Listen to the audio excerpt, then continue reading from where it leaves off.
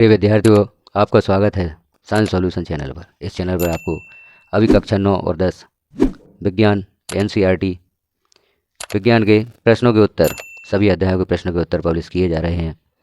आप सभी प्रश्नों के उत्तर प्राप्त करना चाहते हैं तो चैनल को सब्सक्राइब कर लें, बेल आइकन को क्लिक कर ऑल पर प्रेस कर दें, ताकि जैसे ही किसी अध्याय के प्रश्नों के उत्तर चैनल पर पब्लिश किए जाते हैं वह सर्वप्रथम आपको प्राप्त हो सकें। इस वीडियो में हम देखेंगे एनसीईआरटी साइंस क्लास 9 अध्याय 10 ग्रेविटेशन या गुरुत्वाकर्षण के प्रश्नों के उत्तर। यहाँ अभ्यास के सभी प्रश्नों के उत्तर आपको प्राप्त होंगे, सभी प्रश्नों के हल यहाँ पर प्राप्त होंगे। तो इस अध्याय से संबंधित हम पहला प्रश्न देखते हैं। यदि दो वस्तुओं के बीच की दूरी को आधा कर दिया जाए तो उनके बीच गुरुत्वाकर्षण बल किस प्रकार बदलेगा। तो यहाँ पर हम मान लेते हैं कि m और m द्रव्यमान की दो वस्तुओं के बीच की दूरी 2d है। तो F1 बराबर होगा Gmm बटे 2d² और F2 बराबर होगा Gmm अपॉन F/d²। आगे देखते हैं F1 बराबर Gmm बटे 2d² और F2 बराबर Gmm बटे d²। तो EQ1 इसमें भाग देंगे EQ2 का, तो F1 बटे F2 बराबर Gmm बटे 2d²। इसमें भाग करेंगे Gmm बटे d² बराबर Gmm बटे 4d² गुणा d² बटे Gmm। यहाँ पर हमें प्राप्त होगा बराबर 1/4 या F2 बराबर 4F1। उत्तर हमें प्राप्त हुआ 1/4 था। आकर्षण बल 4 गुना हो जाएगा। इस स्थिति में आकर्षण बल 4 गुना हो जाता है। अब हम देखेंगे अगले प्रश्न का उत्तर। अगला प्रश्न है, सभी वस्तुओं पर लगने वाला गुरुत्वीय बल उनके द्रव्यमान के समानुपाती होता है, फिर एक भारी वस्तु हल्की वस्तु के मुकाबले तेजी से क्यों नहीं गिरती। तो इसका उत्तर यहाँ पर होगा F बराबर Gmm बटे r² इक्वल टू ma बराबर Gmm बटे r²। तो ये बराबर होगा Gm बटे r² बराबर, यहाँ पर G का मान होता है G बराबर 9.8 मीटर प्रति सेकंड वर्ग। अतः किसी वस्तु का गुरुत्वीय त्वरण वस्तु के द्रव्यमान पर निर्भर नहीं करता है। अगला प्रश्न है, पृथ्वी तथा उसकी सतह पर रखी किसी 1 किलोग्राम की वस्तु के बीच गुरुत्वीय बल का परिमाण क्या होगा। कि पृथ्वी का द्रव्यमान बराबर 6 × 10⁻24 किलोग्राम है तथा पृथ्वी की त्रिज्या बराबर 6.4 × 10⁻6 m है। तो इसे हम आगे देखेंगे। F बराबर Gmm बटे r² बराबर 9.8 है। तो यहाँ G बराबर दिया गया है 6.67 × 10⁻11 ज्ञात, तो Nm वर्ग बटे किलोग्राम वर्ग होगा। m बराबर 6 × 10⁻24 की घात किलोग्राम, m बराबर 1 किलोग्राम, तो r बराबर 6.4 × 10⁻6 m। इस प्रकार से इस प्रश्न का हल हमने यहाँ पर देखा। अब हम देखते हैं अगले प्रश्न का उत्तर। अगला प्रश्न है, पृथ्वी तथा चंद्रमा एक दूसरे को गुरुत्वीय बल से आकर्षित करते हैं। क्या पृथ्वी जिस बल से चंद्रमा को आकर्षित करती है वह बल उस बल से जिससे चंद्रमा पृथ्वी की या पृथ्वी को आकर्षित करता है बड़ा है या छोटा है या बराबर है, और बताइए क्यों। तो यहाँ पृथ्वी तथा चंद्रमा एक दूसरे को गुरुत्वीय बल से आकर्षित करते हैं। प्रश्न को समझ लें आप। क्या पृथ्वी जिस बल से चंद्रमा को आकर्षित करती है वह बल उस बल से जिससे चंद्रमा पृथ्वी को आकर्षित करता है बड़ा होता है, छोटा होता है या बराबर होता है, और ऐसा क्यों होता है। तो जो अर्थ है, पृथ्वी का बल है वह F2 और चंद्रमा का F1। तो न्यूटन के तृतीय गति नियम के अनुसार F1 का परिमाण बराबर F2 का परिमाण, अर्थात दोनों परिमाण बराबर होते हैं या दोनों बल बराबर होते हैं। अगला प्रश्न है, यदि चंद्रमा पृथ्वी को आकर्षित करता है तो पृथ्वी चंद्रमा की ओर गति क्यों नहीं करती। इसका उत्तर होगा, पृथ्वी और चंद्रमा एक दूसरे को समान गुरुत्वाकर्षण बल द्वारा आकर्षित करते हैं। क्योंकि पृथ्वी का द्रव्यमान चंद्रमा के द्रव्यमान से बहुत अधिक है, इसलिए पृथ्वी का त्वरण चंद्रमा की अपेक्षा बहुत कम होता है, इसलिए पृथ्वी का त्वरण प्रतीत नहीं होता है। प्रश्न था, यदि चंद्रमा पृथ्वी को आकर्षित करता है तो पृथ्वी चंद्रमा की ओर गति क्यों नहीं करती। तो पृथ्वी और चंद्रमा एक दूसरे को समान गुरुत्वाकर्षण बल द्वारा आकर्षित करते हैं। क्योंकि पृथ्वी का द्रव्यमान चंद्रमा के द्रव्यमान से बहुत अधिक है, इसलिए पृथ्वी का त्वरण चंद्रमा की अपेक्षा बहुत कम होता है, इसलिए पृथ्वी का त्वरण प्रतीत नहीं होता है। अगला प्रश्न और इसका उत्तर यहाँ पर हम देखेंगे। तो प्रश्न है, दो वस्तुओं के बीच लगने वाले गुरुत्वाकर्षण बल का क्या होगा यदि एक वस्तु का द्रव्यमान दोगुना कर दिया जाए, दूसरा वस्तुओं के बीच की दूरी दोगुनी अथवा 3 गुनी कर दी जाए, तीसरा दोनों वस्तुओं के द्रव्यमान दोगुने कर दिए जाएँ।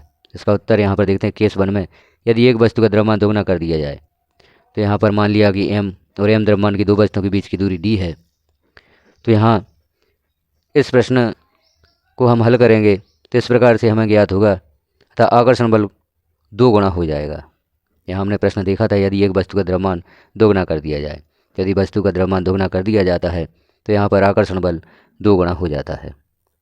अगला है, वस्तुओं के बीच की दूरी दोगुनी कर दी जाए, तो यहाँ पर भी यदि वस्तुओं के बीच की दूरी दोगुनी कर दी जाती है तो आकर्षण बल 1/4 हो जाता है। दूरी जैसे बढ़ती है तो आकर्षण बल कम हो जाता है, और दूरी कम होती है तो आकर्षण बल बढ़ जाता है। तो यहाँ हमने देखा प्रश्न था वस्तुओं के बीच की दूरी दोगुनी कर दी जाए, तो यहाँ पर जो उत्तर प्राप्त हुआ तो आकर्षण बल 1/4 हो जाएगा। और यदि वस्तुओं के बीच की दूरी 3 गुनी कर दी जाए तो यहाँ पर आकर्षण बल जो होगा वह 1/9 गुना हो जाएगा। तो इस प्रकार से दूरी बढ़ाने पर आकर्षण बल कम हो जाएगा, और यदि दूरी 3 गुनी कर दी जाती है तो आकर्षण बल 1/9 गुना हो जाता है।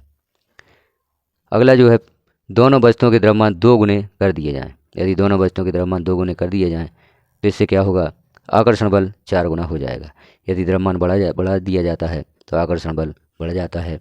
तो हमने देखा था दोनों वस्तुओं के द्रव्यमान 2 गुने कर दिए जाएं तो यहाँ पर आकर्षण बल 4 गुना हो जाता है।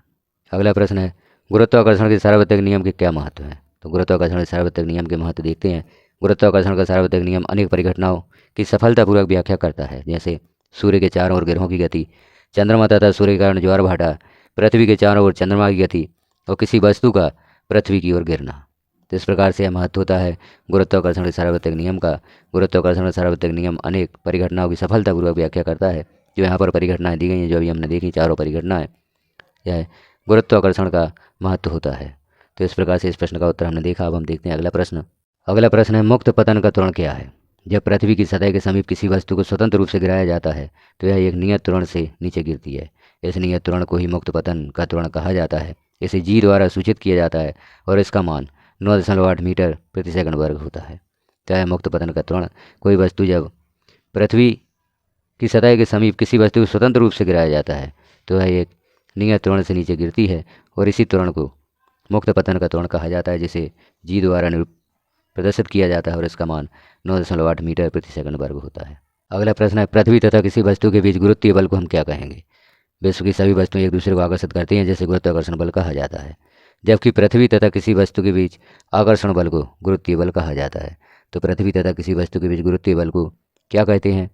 इसका उत्तर हमने यहाँ पर देखा कि विश्व की सभी वस्तुएं एक दूसरे को आकर्षित करती हैं, जिसे गुरुत्वाकर्षण बल कहा जाता है, जबकि पृथ्वी तथा किसी वस्तु के बीच आकर्षण बल को गुरुत्वीय बल कहा जाता है। अध्याय का अगला प्रश्न है, एक व्यक्ति ये अपने एक मित्र के निर्देश पर ध्रुवों पर कुछ ग्राम सोना खरीदता है। वह इस सोने को विषुवतीय रेखा पर अपने मित्र को देता है। क्या उसका मित्र सोने के भार से संतुष्ट होगा, यदि नहीं तो क्यों।